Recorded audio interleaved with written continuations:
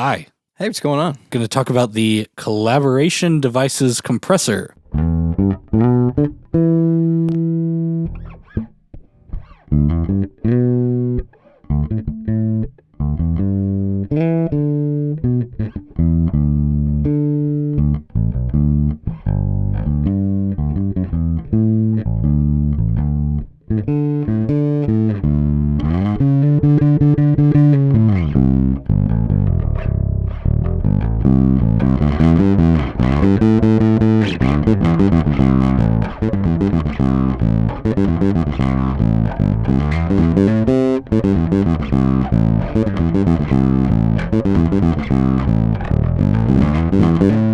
It's not a bass compressor. It is a compressor, period. My understanding is it's based off of the SSL bus compressor. Very cool. Classic VCA style compressor. The big thing to note is that compressor, did you like how I just did that? That compressor has auto functions on it. Now, when you have the real one breaking out, you have auto, then you can set your attack and release and that kind of thing in other ways. And there's been other revisions of the SSL bus compressor. But this one's very interesting because it takes inspiration from the auto circuit. So the attack and release vary based on what signal you're giving it. It seems to really react with what you're doing. Yeah. Overall, I think it does sound good. I think it gives you a wide variety of tones. So we're walking through it. It's a sort of parallel design, right? Everything is sort of mixed in and blended. Parallel. So it's like you have your signal. How much of the compression circuit do you want to blend in with that? Yep. So there's comp blend right here. And then again, so this comp level, this is not like gain volume level. This is subtle setting to slam. Most aggressive. Now, what's interesting to me, and I'll go ahead and kind of let the cat out of the bag on some of my thoughts, I think just about every setting feels a bit slammed. It feels pretty clamped down. It really hits you. Even when it's half or less blended, right? It still feels like you're really pushing against a wall, which is a sound, but it's going to do that a lot. Yeah, and then, as it's really hitting you in the bass player's domain, I wouldn't say it destroys your low end. If you're using too much compression, it does kill your low end. Like there's just root of the issue. I was leaving it kind of in this area, what would you call that? Like 7 o'clock, which is just barely on. And then you use this comp blend, like we were talking about earlier. You've got your parallel signal, and this is how much you're blending those two in. Which is a really fun take on it. I feel like a lot of bass compressors right now are not doing that. You're right. So even at the most subtle setting, when I had the blend all the way to the compressed side, I still felt it was too compressed for me to just leave it that way. So I kind of ended up having it on about 20% because I'm not someone who enjoys playing through compression very much unless it's giving me a character. That's one half of the pedal. When you turn this on, this backlight comes on. We'll talk about this in a second. Yep. You know that the compressor side's up. Now, when you're compressing, you're removing volume based on how far above a threshold your audio signal goes. Yes. So it's always going down in volume. So the next half of the pedal is about how do you want to make up your signal that is now quiet. And it's fully switched, that second half. So you can compress and let it do what it does, or you can engage this makeup gain side. You just have to know it's going to be quieter than what you're going in it if you're not using this side. So on the makeup gain side, you've got two knobs. Yep. You've got makeup gain, and it's like a clean makeup gain, and then you have what is a saturation, which is more of like you're going to get a drive tone from it, right? Mm-hmm. What do you think about that? It's interesting. Like Nick said, makeup is clean. It's just the cleanest way to get you back up. Usable, does its job. Yep. The saturation is a flavor that you will either love or hate. Carson loves it. I really like it. I typically play with more of a guitar overdrive. We were just talking about this, but this is a different thing that I don't have, and I could get used to it. I really do enjoy it. Yeah. It's really cool. It's very old school sounding, and it can blend in really well because you can throw your makeup gain how you want it, and then add in the saturation and really start to get some character out of your bass, and you can kind of easily sit on top of a mix. So very cool, but it is a flavor. It is a flavor. Yes. For me, I like almost inaudible distortion, saturation. Totally. My compressor is going to be always on. That's how I usually use one.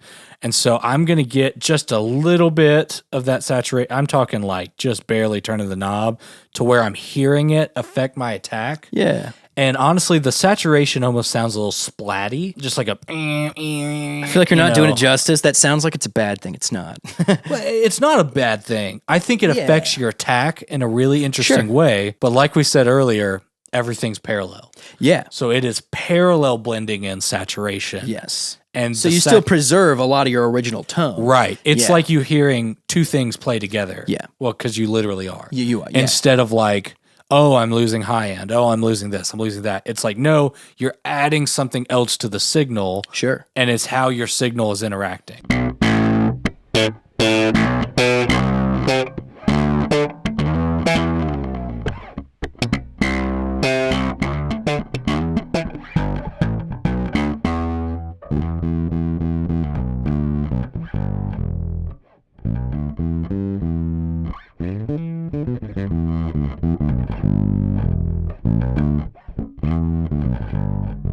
So beyond that, what we've got is a nice metal casing that feels really sturdy. You got your two switches for your compressor and for your gain.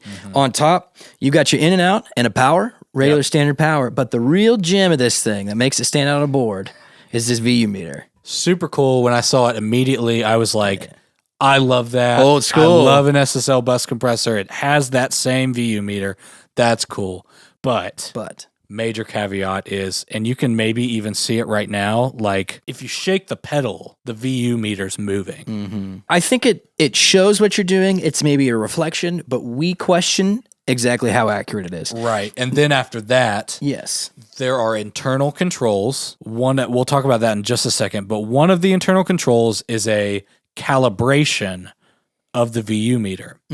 And it comes pre-calibrated. And I notice even when I was now I'm playing a passive instrument, so I'm not driving the pedal crazy hard, but when I was giving it full like B string, as much volume as I had the compression level cranked, I had the blend all the way up, and it still was telling me it was reducing roughly 4 decibels. And that just, it did not feel accurate. I could be wrong, but I felt totally like could it be was wrong. slam it. Absolutely. What it's supposed to do. So I think above that, what we agreed on is maybe you don't need the VU and it looks really cool, but it is not necessarily what I would use as a reference for creating my tone. Do you need that? I don't know. But overall, passable, usable, but I don't know how useful that VU is. Yeah. Very cool looking though. It just looks super cool. We love the way it looks. And it's a beautiful looking pedal. You know, in all fairness too, we reviewed an API CMP compressor that I really like.